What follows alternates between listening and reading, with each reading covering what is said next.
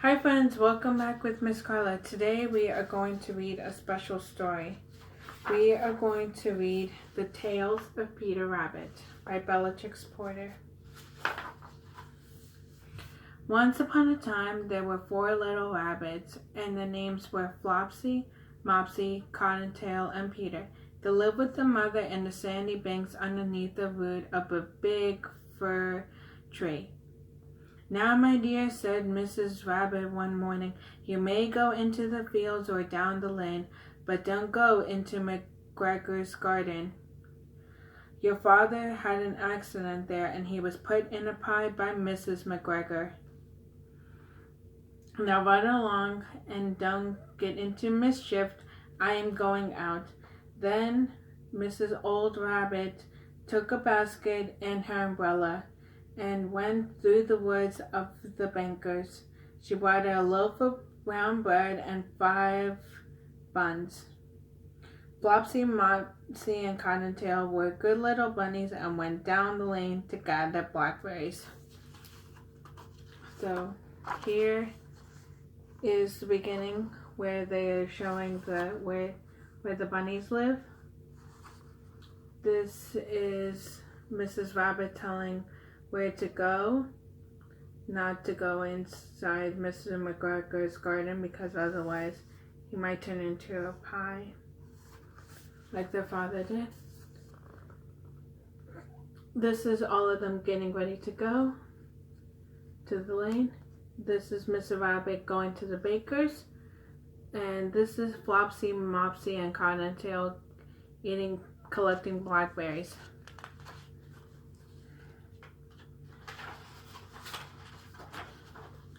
But Peter, who was very naughty, ran straight away into McGregor's garden and squeezed under the gate. First he ate some lettuce, then some fresh beans, and then he ate some radishes. And then, feeling rather sick, he went to look for some parsley. But round the end of the cucumber frame, whom should he meet but Mr. McGregor? Mr. McGregor was on his hands and knees planting out young cabbages, but he jumped up and ran up to Peter, waving a rag and calling out, "Stop, thief! Stop!" This is Peter getting ready to go inside the garden. He squeezed his way through the fence, and now he's eating some radishes. Now he's saying he's feeling a little sick because he ate too much. And there he sees Mr. McGregor. And this is Peter running and Mr. McGregor catching up to him. Peter was most dreadfully frightened. He rushed all over the garden, for he had forgotten the way back to the gate. He had lost one of his shoes among the cabbage, and another one amongst the potatoes. After losing them, he ran on 4 legs and went faster. Now that I think he might have gotten away altogether, if he had not unfortunately ran into the gooseberry net.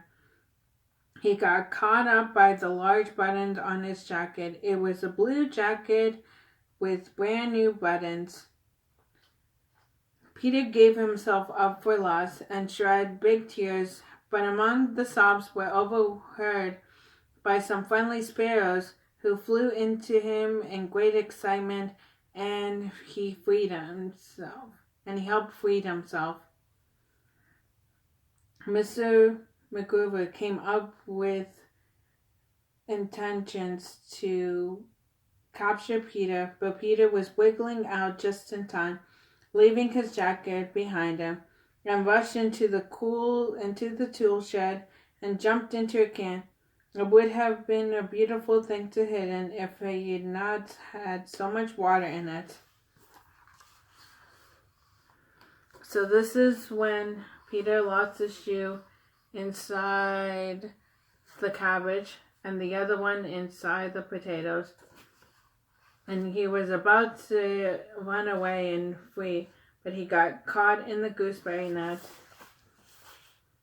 And then some friendly sparrows helped him get out.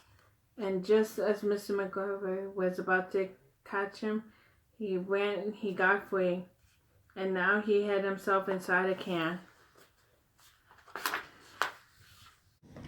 Mr. McGregor was quite sure that Peter was somewhere in the tool shed, perhaps hidden underneath the flower pot. He began to turn them over carefully underneath each. That's when Peter sneezed, and Mr. McGregor said, "Gotcha!" He was right after him in no time. After trying to put his foot upon Peter, who jumped out of the window, upsetting 3 plants. The window was too small for Mr. McGregor, and he was tired of running after Peter. He went back to his work. Peter sat down to rest. He was out of breath and trembling with fright. And he had no idea which way to go. Also, it was very cold and wet and sitting in that can. After a time, he began to wander about slowly, not very fast, and looked all around. He found a door in the wall, but it was locked, and there was no room for a fat little rabbit to squeeze underneath. So this is when Mr. McGregor was trying to see if he can find Peter inside the tool shed, and he thinking he was hiding underneath one of the flower pots. Then he was on his way to catch him, but Peter was faster. Now Peter is saying he is cold and wet and trying to figure out how to get to the gate. He had found a door, but now the door is locked. And trying to find his way out. An old mouse was running in and out of the stone doorsteps, carrying peas and beans to her family in the woods. Peter asked her the way to the gate, but she had such a large pea in her mouth that she could not answer. She only shook her head at him. Peter began to cry. Oh no, Peter's still trying to figure out a way to get home. Then he tried to find his way straight across the garden, but he became more and more puzzled. Puzzled meaning he's trying to figure out where to go, but he's confused. That's when he saw a pond where Mr. McGregor fills his water cans. A white cat was staring at some goldfish. She sat very, very still. Peter thought it was best to go away without speaking to her. He heard about the cat from his cousin Benjamin Bunny.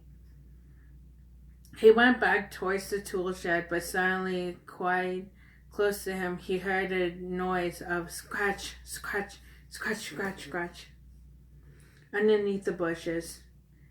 Peter hid underneath the bushes, but as if nothing happened, he came out. He climbed upon the wheelbarrow and peeped over. The first thing he saw was Mr. McGregor picking up some onions. His back was turned towards Peter, and beyond him was the gate.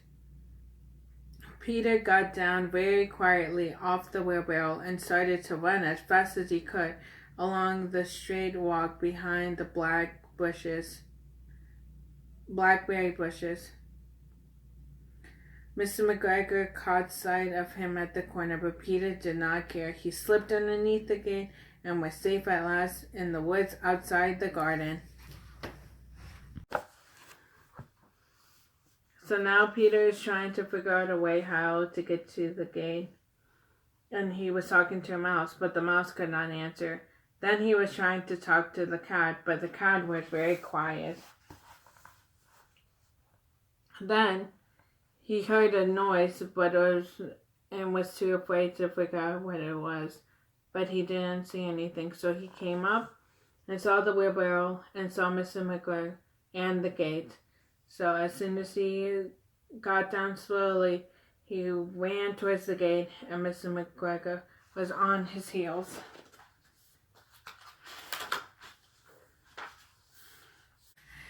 Mr. McGregor hung up the little jacket and shoes to make a scarecrow to frighten out the birds.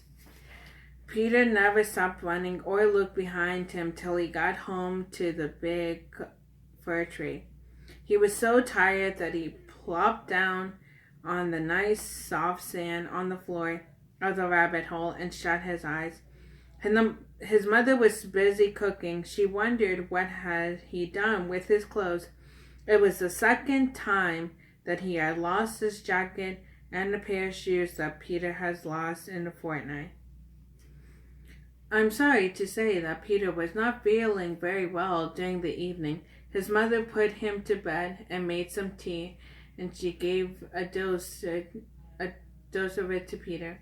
1 tablespoon to be taken at bedtime. But Flopsy, Mopsy, and Cottontail had bread and milk and blackberries for supper. The end. So now, Mr. McGregor found the shoes and Peter's jacket to use as a scarecrow. Then Peter was on his way home, and when he got home, he was so tired and was not feeling well. So his mother gave him some tea and put him to bed, while his sisters, Flopsy, Mopsy, and Cottontail, were eating supper. And the end. That was a fun story, right, friends? I'll see you soon. Bye.